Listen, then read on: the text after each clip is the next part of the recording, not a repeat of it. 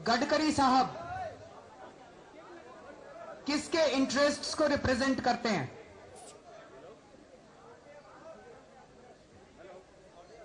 गडकरी साहब का बहुत बड़ा बिजनेस एम्पायर है। उनके जो बिजनेस इंटरेस्ट्स हैं, उनके जो व्यावसायिक इंटरेस्ट्स हैं, क्या वो महाराष्ट्र के, विदर्भा के किसानों के इंटरेस्ट से क्लैश कर रहे हैं?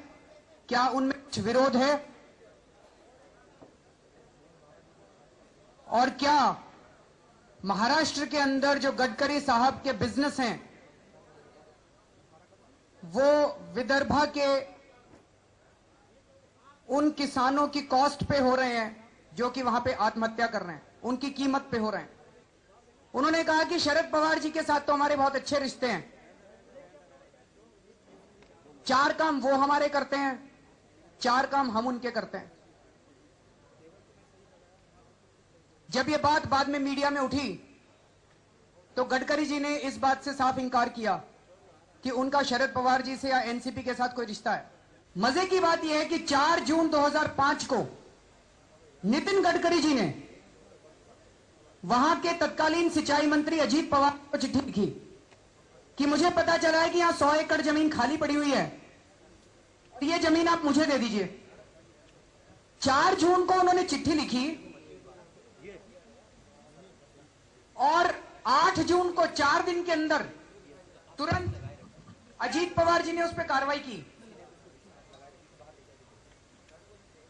और कार्रवाई ने कहा सिंचाई मंत्री कि ये जो नितिन गडकरी जी की चिट्ठी आई है इसको वीआईडीसी, विदर्भा इरिगेशन डेवलपमेंट कॉर्पोरेशन की अगली मीटिंग जो 22 जून को होने वाली थी उसमें तुरंत प्रस्तुत किया जाए।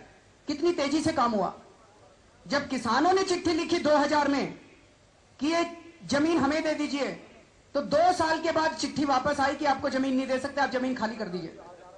लेकिन नितिन गडकरी जी ने 4 जून को चिट्ठी लिखी तो 4 दिन के अंदर ही उन्होंने कहा भाई इनकी चिट्ठी आई है, इसको वीआईडीसी की अगली बोर्ड मीटिंग में प्रस्तुत किया जाए। और मजे की बात यह है कि वीआईडीसी ने अगली मीटिंग में उनको वो जमीन देना मंजूर कर लिया कि ये नितिन गडकरी जी को जमीन दे दी जाए।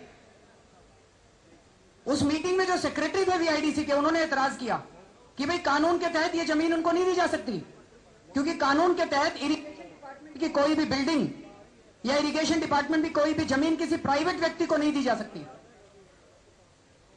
लेकिन सरकार तो मन बना चुकी थी, पार्टियों के अंदर तो सांठगांठ थी, तो उन्होंने वो जमीन, सब लोगों ने कहा कि कानून को बाद में देख लेंगे, अभी तो इनको जमीन दो। तो नितिन गडकरी जी का प्रपोजल था कि 37 हेक्टेयर जमीन आप मुझे दे दीजिए और 11 हेक्टेयर जमीन एक जेम्स ऑफ इंडिया नाम की कंपनी आप उनको दे दीजिए। नितिन गडकरी जी की दोनों बातें मान ली गई। किसानों को जमीन देने से मना कर दिया महाराष्ट्र सरकार ने और नितिन गडकरी जी को और जेम्स ऑफ इंडिया नाम की दोनों कंपनियों को जमीन दे दी गई।